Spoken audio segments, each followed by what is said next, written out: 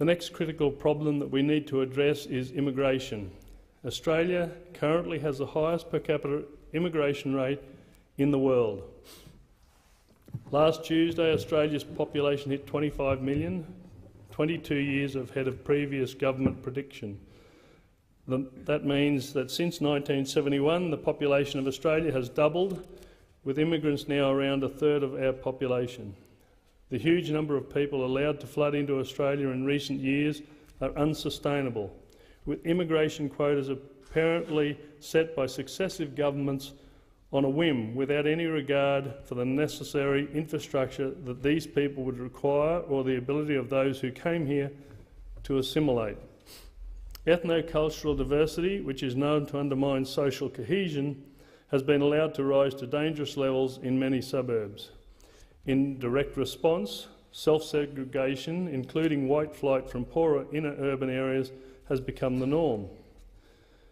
I believe that immigration to our country should be a privilege, not an obligation-free right, provided to anyone from the third world who demands it.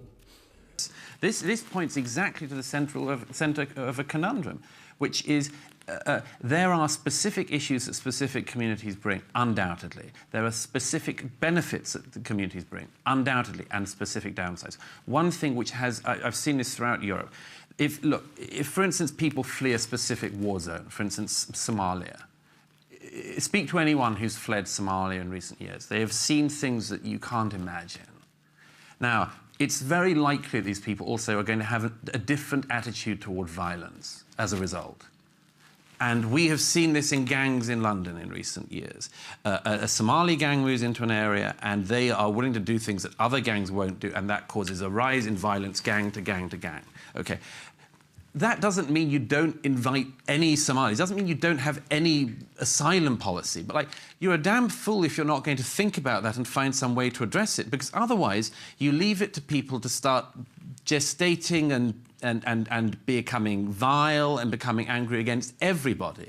So, you know, this is the central stupidity of the assumption of multiculturalists who believe in that not as an idea, but as a policy, that you make things multicultural. The central problem they keep on coming to is this.